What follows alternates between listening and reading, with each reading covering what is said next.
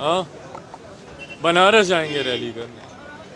भाई जो मुख्यमंत्री बिहार की जनता को बिहार की जनता ने जिनको अस्वीकार कर दिया हो, वो सोचते हैं कि दूसरे राज्य की जनता उनको सुनना चाहेगी। और अगर वो बनारस जाएंगे, मुझे बताए ना क्या लेकर जाएंगे वो। बनारस पूर्वांचल में ही है, बिहार और बनारस कोई बहुत दूर दूर तो है नहीं। क्या बनारस के लोग नहीं जानते कि मुख्यमंत्री नीतीश कुमार जी ने बिहार में क्या किया है? हकीकत है, आप जाकर देख लीजिए बनारस को।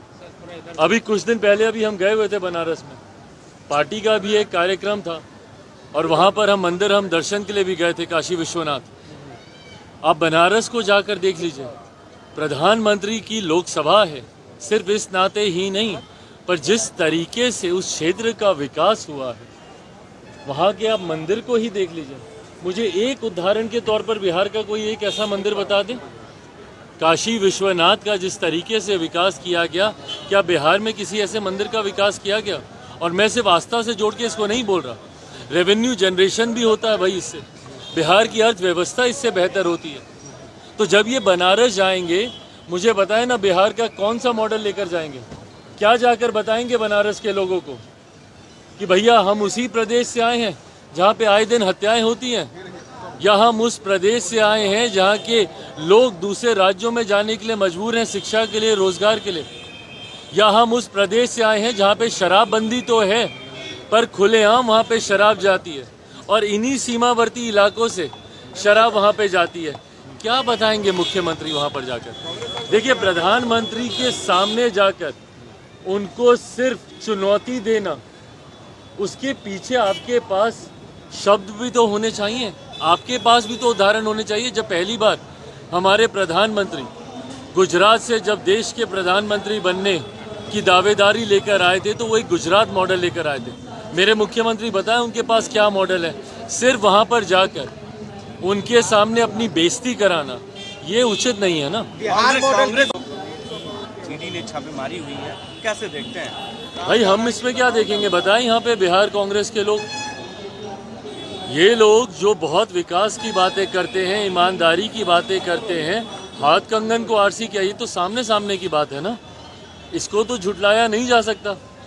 ये लोग जो बोलते हैं कि इन लोगों के पास तो कोई काम ही नहीं है, विपक्ष के नेताओं के घरों पर छापे मारना, ईडी की रेड देना, सीबीआई के छापे करवाना, बट भाई जहाँ पे छापे हो रहे हैं वहाँ पे इस तरीके की तस्वीरें भी तो सामने आ रही हैं, जहाँ पे अलमारियाँ नकदी से भरी पड़ी हैं, जिसको संभवतः गिनने में दिनों लग गए हैं। अभी तक भी इसकी काउंटिंग चली रही है। आखिरी जानकारी जो मिली थी 290 करोड़ के आसपास की नकदी बरामद हुई थी और अभी भी कई बैग्स बाकी हैं।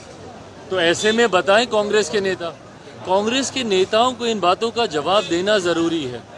ये लोग जो बात बात पे विक्टिम कार्ड खेलते हैं कि हम ही लोगों के साथ ऐसा, हम ही लोगों के साथ ऐसा, भाई इसीलिए क्योंकि ये तस्वीरें सामने आ रही हैं। बताएं कांग्रेस के नेता कि भाई ये तस्वीरों को क्या वो झुटला सकते हैं? जवाब कांग्रेस के नेताओं को देना होगा और बिहार कांग्रेस को इस बात का भी जवाब देना होगा कि जब नए मुख्यमंत्री जो इनके तेलंगाना के बने हैं और वो बिहारियों के डीएनए पे सवाल उठाते हैं, इन तमाम बातों का जवाब देना बिहार कांग्रेस, क्या वो इनको स्वीकार करती है? राहुल जी जब भारत जोड़ो यात्रा पर निकलते और संभवतः चर्चा हो रही है कि दूसरा चरण होगा, दूसरा चरण ईस्ट टू वेस्ट या वेस्ट टू ईस्ट होगा, संभवतः इस बार वो बिहार भी आएंगे। तो जब वो बिहार अगर वो आएंगे तो क्या वो इस बात से सहमत हैं कि जब तेलंगाना के डीएनए को बिहार के डीएनए से बेहतर तेलंगाना के नए मुख्यमंत्री जो कि कांग्रेस के हैं, जब वो इन बातों को कहते हैं? हकीकत है कि कांग्रेस की फजीयत सिर्फ इसी बात से होती है और कांग्रेस जनता के बीच अपना विश्वास नहीं बना पाती इन्हीं कारणों की वजह से, जहां इनके लोग भूल जाते हैं कि कांग्रेस, अगर या तो आप मान लीजिए भैया कि एक क्षेत्रीय पार्टी ही बनकर रह गई है कांग्रेस, अगर सिर्फ तेलंगाना में ही कांग्रेस को राजनीति करनी है तो ये बयान बिल्कुल सही है भैया। फिर आप बाकी राज्यों के डीएनए को आप गाली दीजिए, एक क्षेत्रीय दल बन के रह जाइए। पर अगर आप एक राष्ट्रीय पार्टी हैं और राष्ट्रीय पार्टी अगर आप अपने आप को बनाए रखना चाहते हैं, तो इस तरीके से क्षेत्रवाद नहीं चलेगा। आप एक राज्य को आप गाली देंगे और दूसरे राज्य में राजनीति करेंगे।